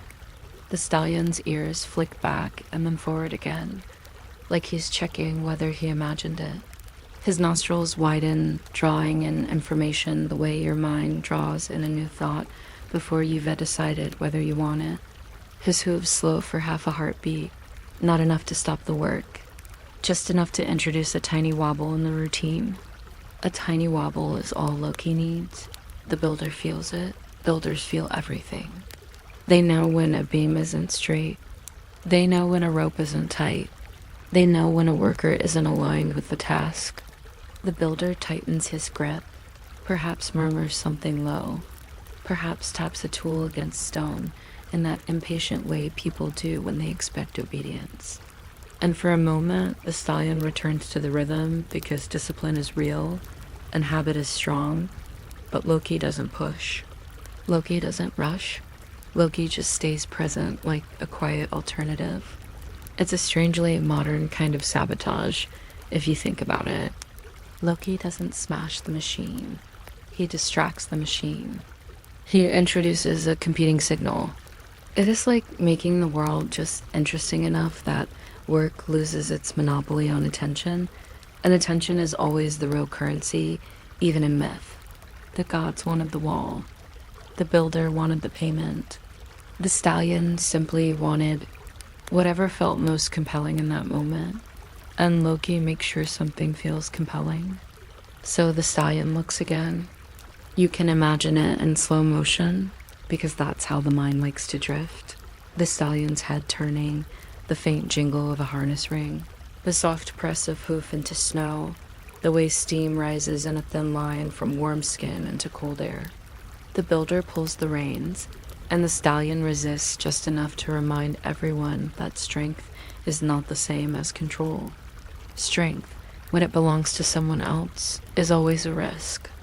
The gods, watching from wherever they watch, may not even understand what is happening at first. They might not see Loki. They might only see the stallion's motion become less efficient, less perfect. They might only feel the deep relief of time slowing down, like a clock that stops rushing toward midnight and starts breathing again. It's a quiet relief, the kind that makes your shoulders drop without you noticing. The kind you feel when you realize the worst outcome is no longer inevitable. And Loki keeps it quiet. He moves a little farther away, not running, just shifting. He stays within the stallion's awareness while never becoming a loud target. This is important. Loki is not trying to trigger a chase. A chase would be struggle. Struggle would be noise. Noise would be drama. Loki wants the stallion to choose to follow because a choice has a smoother shape than a conflict. A choice is an invitation. A choice is a drift. So the stallion drifts, first a step, then another. Then the harness pulls at an angle, and the builder's hands tighten, and the builder's patience thins. The work begins to lose its perfect rhythm. The stones still move, but not as cleanly. The wall still rises, but with more effort. The builder now has to do more than build. He has to manage. He has to correct. He has to restrain a force that used to cooperate automatically. This is one of those soft, mildly funny moments in the story, if you let it be. The gods are dealing with cosmic stakes, and the universe is being saved by project management falling apart. Not because anyone is struck down, not because a prophecy screams, but because one essential helper wanders off at the worst possible time. It's like watching a grand presentation collapse because someone forgot the HDMI cable. You almost want to be sympathetic, and then you remember the stakes are the sun and moon, and sympathy becomes a very thin blanket. The stallion takes more steps. The builder pulls harder. The stallion's strength answers with that calm refusal that only a truly strong creature can afford. Loki is still there, still offering the alternative, still holding the stallion's attention like a small warm light in the distance. And then, at some point, the stallion is simply gone from the work. Not vanished in magic smoke, just not there anymore. Out in the night, following what feels compelling, following what feels alive. The builder system loses its core. The wall loses its engine. The deadline, which had been racing, suddenly becomes heavy again. The way time becomes heavy when you realize you can't do in 1 hour what you were doing with help in 10 minutes. The builder's pace stumbles. That stumble matters. It's the myth's quiet hinge. It's the moment where inevitability turns into maybe. It is the difference between the gods losing the sky and the gods scraping through by a margin so thin it feels like luck. And Loki, in whatever shape he's wearing, continues to lead the stallion away, deeper into a night that is wide and indifferent and full of small sounds. The stallion's hooves make soft impressions in snow. The air tastes like frost. The world feels calmer out there, away from the worksite, away from the pressure of a contract. If you were the stallion, you might not understand why you should keep hauling stone for beings who can to even decide whether they want to admit they reafraid. If you were the stallion, you might simply enjoy the quiet.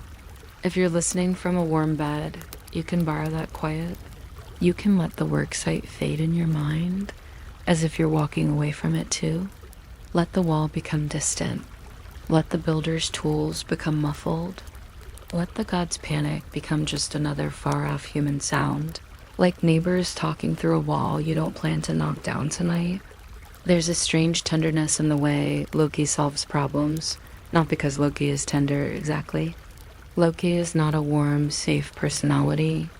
Loki is more like a cat who knocks something off a table and then looks at you as if you were being unreasonable. But his methods often rely on understanding how beings actually behave. He doesn't expect perfection. He expects distraction.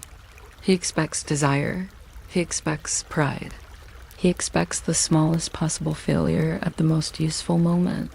And when you look at it that way, the story becomes less about grandeur and more about little truths. The truth that the strongest link is often the quietest one. The truth that the smallest lever can move the biggest disaster. The truth that a world can tilt because someone's attention shifts for one heartbeat. Loki keeps going. The stallion keeps following. The night keeps holding them, cold and wide and softly patient.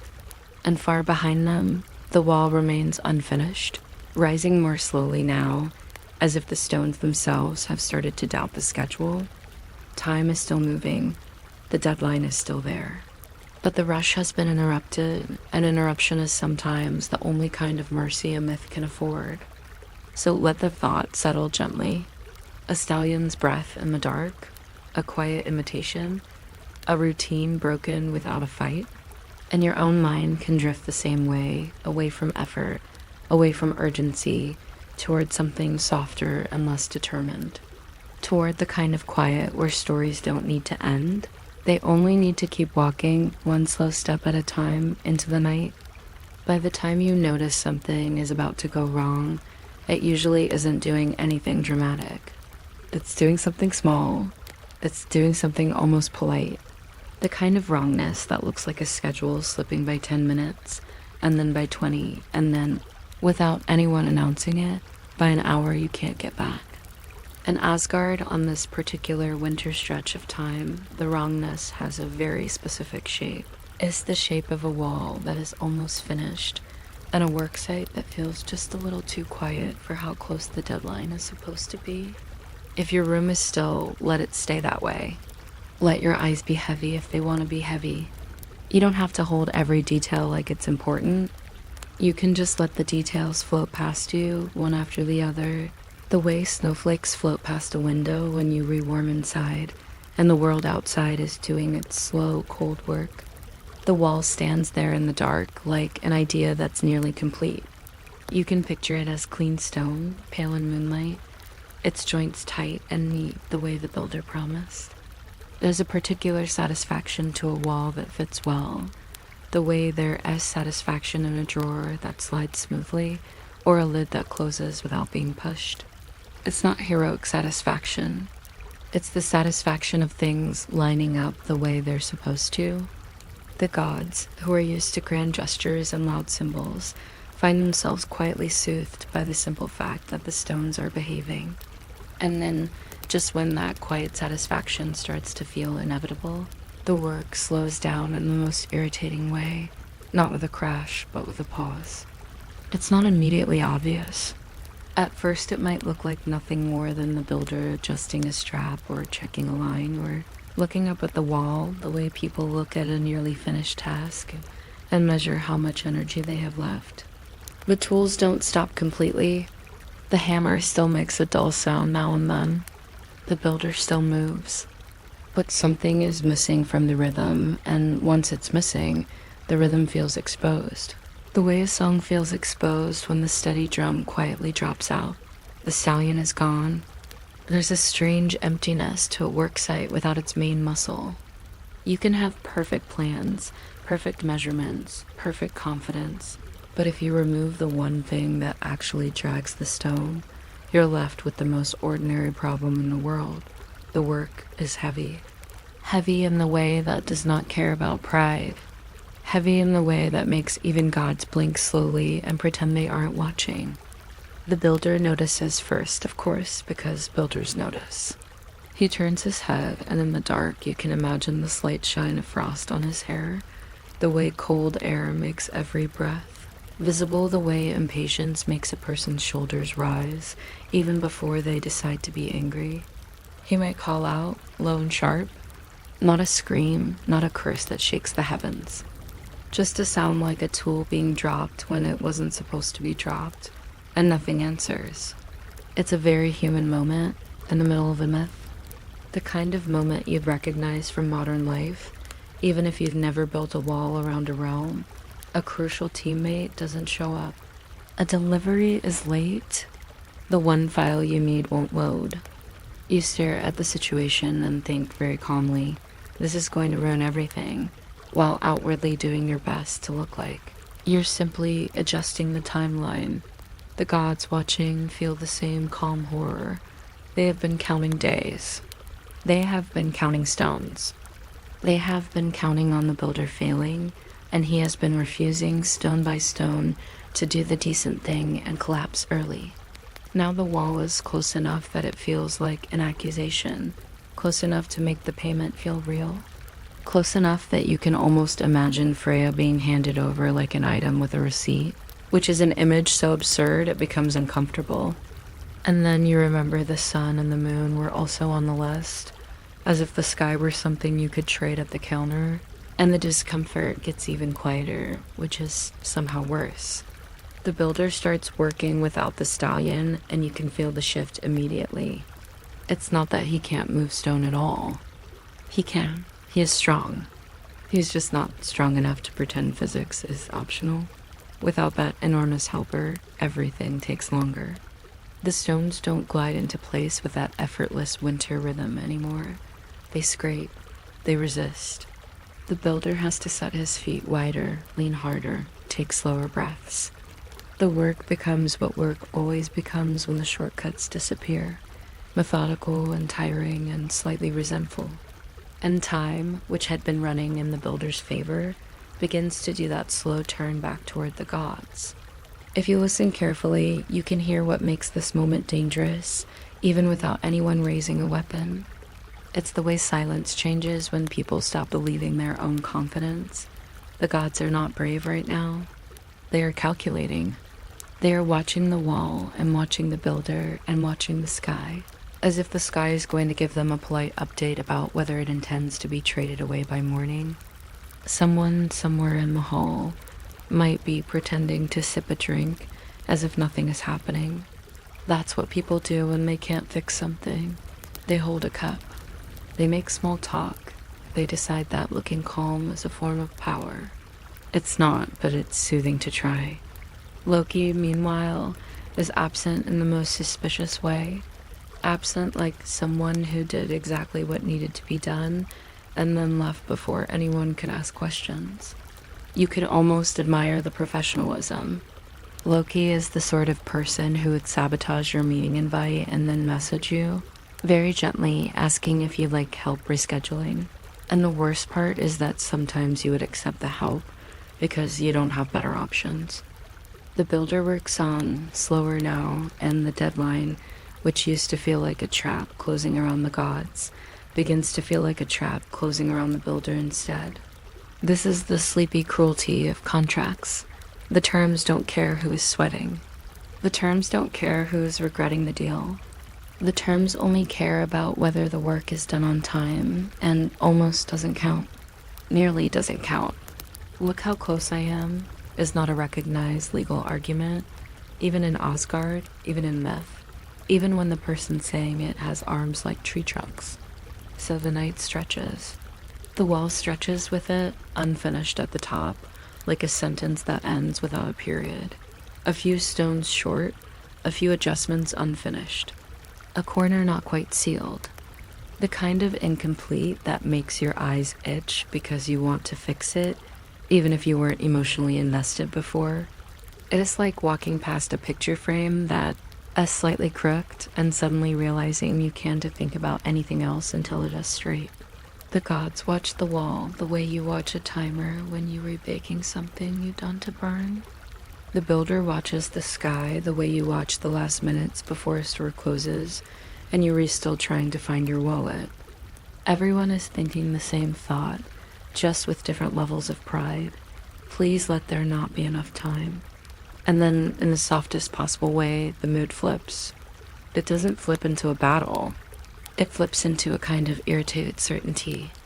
The gods realize very clearly that the builder is not failing because he is lazy. He is failing because something has been removed from him. Something has been taken. Something has been messed with. And in a realm where reputation matters as much as reality, being interfered with is not just inconvenient. It is insulting. You can picture them not shouting, but narrowing their eyes. Gods do a lot of eye narrowing. It's one of their main forms of communication. They might speak in short sentences. They might speak in the careful, controlled tone people use when they're trying not to admit they're panicking. They might say things like, "This isn't acceptable," which is what people say when something is completely acceptable to reality and unacceptable to their feelings. The builder, cornered by time, becomes sharper too. Not dramatic, just sharper. He stops pretending the situation is comfortable. He stops acting like this is ordinary work. His calm confidence develops edges. And edges are where identity shows. Because here is another quiet truth tucked into this myth like a small stone in a pocket. When a person is winning, they can afford manners. When a person is losing, manners become expensive. So the builder's composure shifts, and with that shift, the gods begin to see him differently. They have been calling him a stranger. They have been pretending he is just a contractor, just a skilled worker, just a man with unusually good project management and a horse who never takes a sick day. But the closer the deadline gets, the more the builder looks less like a polite visitor and more like something older and heavier, something that belongs to the world outside the wall. A giant, in other words. A being from the edges. And there's something quietly funny about that too, if you let it be. The gods were willing to trade away cosmic treasures, but they still thought they were negotiating from a position of superiority. They still thought they were the ones setting terms. They still thought they were in charge of the room. It is the same mistake people make when they sign something without reading the fine print, because they assume the universe is on their side. The universe, as a rule, is not on anyone's side. The universe is on the side of what you agreed to. The builder's frustration makes his disguise thin. Maybe he says something that he shouldn't say. Maybe his voice changes. Maybe the air around him feels slightly colder, slightly heavier, the way it feels when someone large steps into a small space. Maybe it's not magic at all. Maybe it is simply the moment when everyone stops pretending and starts naming what they've known all along. He is not just a builder, and now the god's fear shifts shape. Before, it was fear of losing Freya, and losing the sun and moon, and losing face, which is the most exhausting kind of fear because it's half practical and half emotional. Now it becomes something simpler. Fear of being outplayed by an enemy you invited in. That kind of fear doesn't need battle music. It doesn't need shouting. It's quiet and cold and efficient. It's the fear that makes a group stop debating and start making decisions without explaining them. So the hall's mood tightens. The warmth of the feast, if there was one, seems far away now. The talk becomes shorter. The laughter, if anyone attempts it, sounds thin and tired, like someone trying to make a joke at the end of a very long day. There is a particular kind of forced laughter that always makes you feel sleepier because it's so obviously work. It's social labor. It's the opposite of rest. And in that tightening, the gods reach for what they always reach for when they don't like a situation: power. Not necessarily power in the form of violence, not yet. Just power in the form of presence, authority. The kind of authority that says, we're done negotiating, even if negotiation is literally what got them into this problem. Somewhere in this moment, Thor is either present or arriving, depending on the version you prefer. And you can imagine Thor's arrival without any thunder. You can imagine it as the simple sensation of the air becoming less conversational. Thor is not a subtle god, but you don't need to make him loud to make him heavy. Sometimes the quietest sign of strength is the way a room gets still when a certain person walks in, as if everyone's nervous system has decided to behave. The builder sees that shift too. He sees that the gods who had been willing to smile and bargain earlier are now done smiling. He sees that the deadline has protected them. He sees that they can now refuse payment without admitting its fear, because they can point to the contract and say, very neatly, you didn't finish. And in that moment, his own fear shows not in trembling, not in pleading, but in the way he reveals himself. The way he stops pretending to be smaller than he is. The way he lets the mask fall because there is no benefit to keeping it anymore. It's almost ordinary in a way. Like someone who has been calm all day, finally snapping and telling you exactly what they think. It's startling not because it's violent, but because it's honest. And honesty in a myth can feel as sharp as a blade. The builder's identity becomes a fact in the air, a giant exposed, a plan exposed. The gods exposed too, because their willingness to agree to anything is now visible in retrospect, and retrospect is always cruel. It's easy to be wise after you've already signed, and still for all that, the wall remains the main character in the room. The wall stands there unfinished, and that unfinishedness becomes a kind of symbol that doesn't resolve, a lesson that doesn't wrap itself up neatly, a reminder that bargains are dangerous not because they are dramatic, but because they are manageable at first, a reminder that the most world-changing mistakes don't begin with screams. They begin with someone saying, that seems reasonable, while everyone else nods along because they don't want to look afraid. If you're getting sleepy, you can let the scene soften again. You can let the figures blur at the edges and keep only the calm details. Frost on stone, the faint smell of timber, the way unfinished masonry looks slightly rough at the top, as if the wall is wearing an uneven hat. The way tools lie on the ground in a careful scatter, a hammer here, a wedge there, a coil of rope half frozen and stiff. The way footprints crisscross the snow like hurried thoughts. And somewhere out in the dark, beyond the worksite, the stallion is still breathing, still warm, still alive, unaware that his brief wander has shifted the fate of the sky. That's the funniest part, maybe, and also the gentlest. That a cosmic bargain can be undone not by a grand hero, but by an animal following something interesting into the night. The builder stands by his almost finished wall. The gods stand by their almost lost world, and the air between them feels thick with unspoken decisions. No one needs to raise their voice. No one needs to explain the next step. The night has already chosen its direction. The contract has already turned from threat to shield, and the unfinished stones at the top of the wall sit there quietly, as if waiting for hands that may never come back to place them. So let it linger there without conclusion, without a final strike, without a neat ending.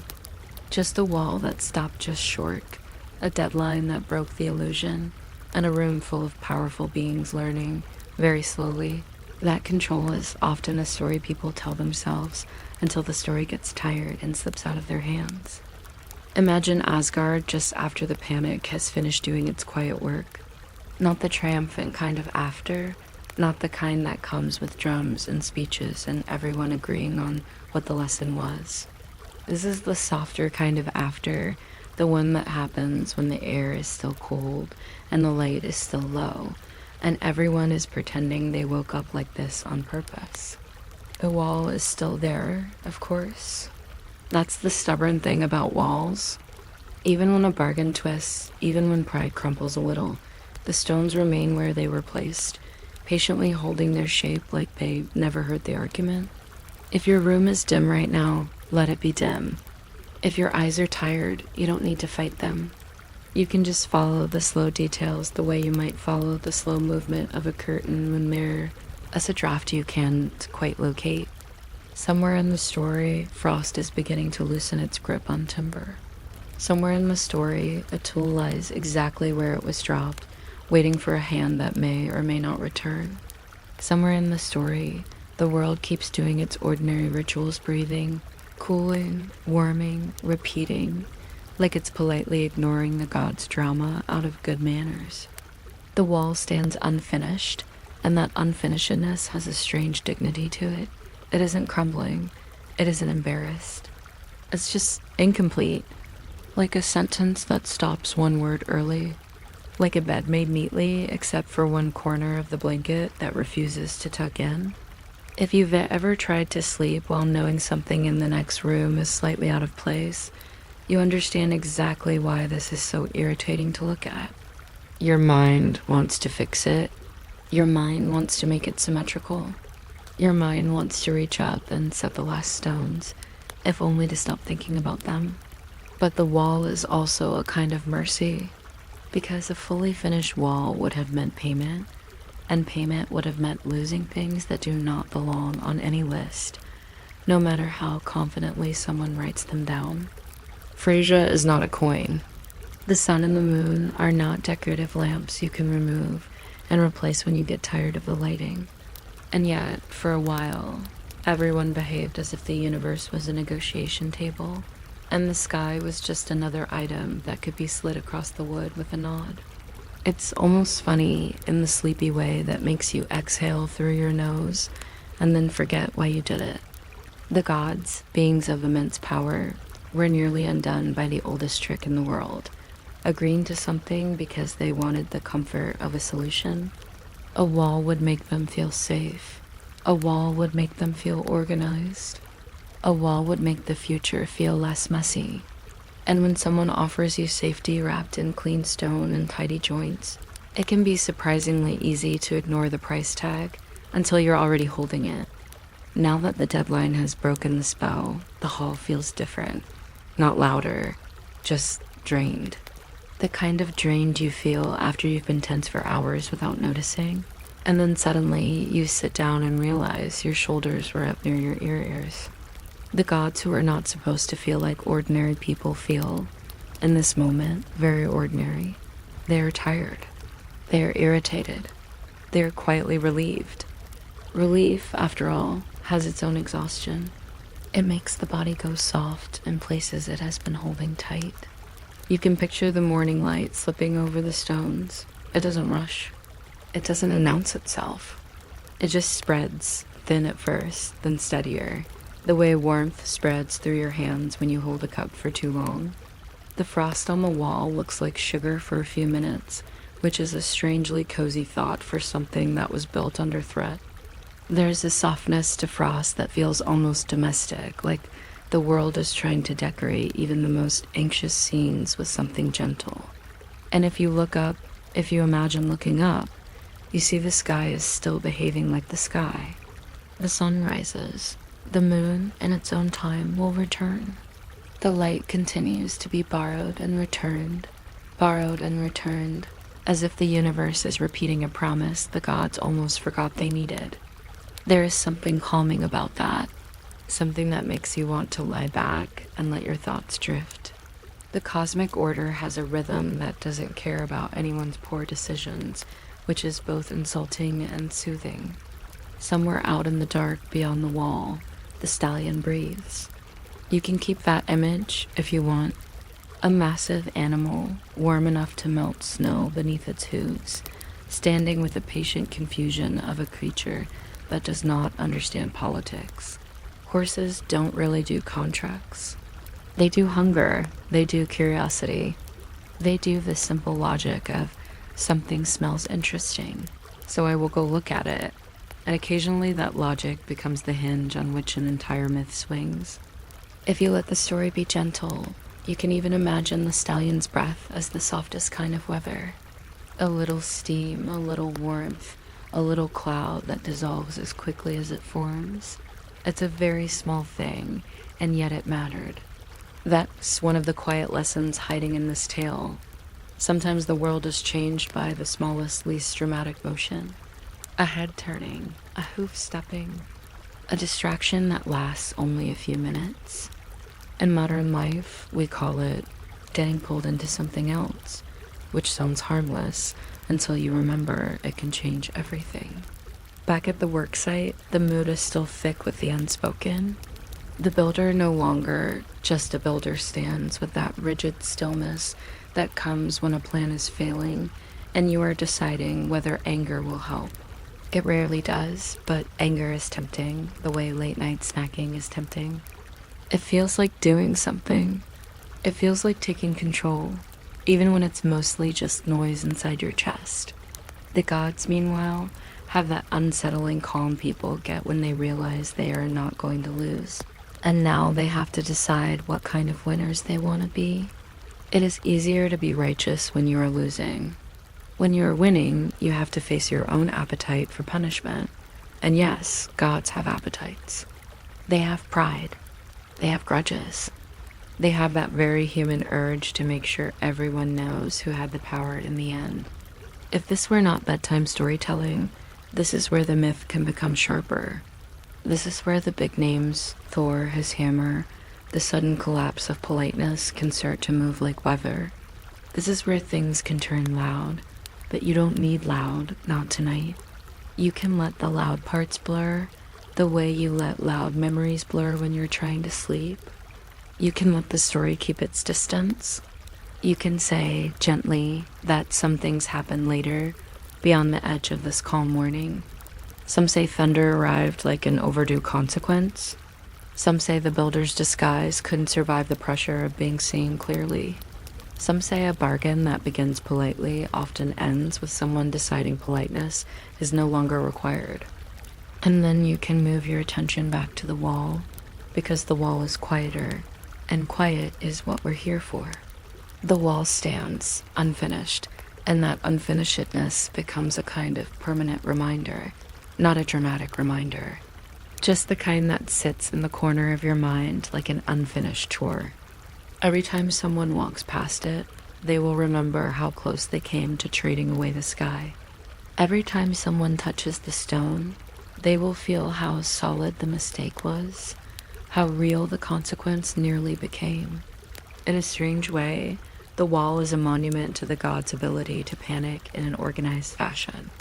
You can imagine them, days later, trying to talk about it without admitting how frightened they were. They might call it a lesson. They might call it a close call. They might call it Loki's fault, which, to be fair, is a convenient label that saves everyone time. Loki is often used in myths the way people use a junk drawer. You put the messy stuff in there so you don't have to see it spread out on the table. And Loki in this story is the kind of problem that does not go away when you solve it once. Loki is not a single incident. Loki is a recurring pattern. He is that person who keeps volunteering ideas and then vanishing the moment the idea requires responsibility. He is that impulse you have at 2 a.m. to reorganize your life. Sign up for 12 things, and then wake up the next day wondering who made these commitments. Loki is not always malicious in a loud way. Sometimes he's just restless. Sometimes he's the voice that says, "We could fix this quickly," right before you discover the quick fix comes with a hidden fee. And the gods, even now, even after this near disaster, are not fully cured of that weakness. They will still want solutions that feel clean. They will still want safety that looks like architecture. They will still want to believe they can outsmart the future with a clever deal. That's why the story doesn't really end. It can't, because the desire that caused it, the desire to feel protected, to feel in control, to feel like the world is manageable, is still there. It sits in the gods the way it sits in you. It's the reason people buy locks and make lists and keep calendars and label storage boxes. It's the reason people love walls. Walls are comforting. Walls tell you where the edge is. But the edge is never as stable as we want it to be. For now, though, in this borrowed light, the world is calm. The sun rises like nothing happened. The air warms by degrees so small you could miss them if you weren't paying attention. The frost softens. The timber creaks less. The hammer, wherever it rests, does not move.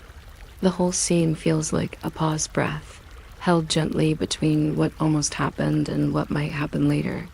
Imagine the hall after the night when everyone is pretending they slept. The benches are still. The cups are empty or half empty. The smell of smoke lingers in the wood because smoke always lingers, like an opinion. Someone's cloak is thrown over a chair in a careless way that suggests exhaustion, not elegance. The gods, who are supposed to look timeless, look briefly like people who stayed up too late, arguing about something they should have discussed earlier, in daylight with a clearer head. You can even imagine someone trying to clean up, because that's what happens after tension. Someone picks up a cup. Someone moves a bowl. Someone wipes a spot that isn't really dirty just to feel like they can restore order with their hands. Cleaning is a kind of spell people cast on chaos. Even gods might do it quietly when no one is looking. And outside, the wall remains, and the wall remains, and the wall remains. There's a soft humor in that repetition. The universe didn't give them a perfect outcome. It gave them a half-built reminder. It gave them a project that will always look like an almost. It's like the cosmos saying, "You wanted safety? Here is a safety project that will bother you forever. If you're still awake, you can take that thought gently, the way you might take a small, strange piece of advice and roll it between your fingers. If you're sleepy, you can let it fall away. You don't have to hold on to lessons tonight. You don't have to be improved. You can just be quiet. Picture the sky again, the sun steady, the moon patient, the light borrowed, the light returned, the light borrowed again. It's a slow rhythm and it doesn't need anyone's permission. And somewhere maybe very far from the wall, maybe just beyond the edge of the trees, Loki is already thinking of the next situation that could be nudged the next clever angle. The next contract that sounds reasonable until you read it when you're fully awake. Loki doesn't need to be on stage for his presence to be felt. He's like a draft under a door. You don't see him. You just notice the candle flicker, so let the candle flicker softly. Let the wall stand there, unfinished and calm. Let the morning light lay itself over stone like a blanket that doesn't quite reach your feet, but still feels comforting. Let the gods breathe as if they've been underwater. Let the story drift without tying itself up, because tied up stories are too neat for sleep, and sleep likes loose ends. And if your thoughts start to wander away from Asgard, if they slide toward your own quiet room, your own soft darkness, that's fine. That's exactly the point. The myth can keep going in the background, endless as weather. The sun will keep rising. The moon will keep returning.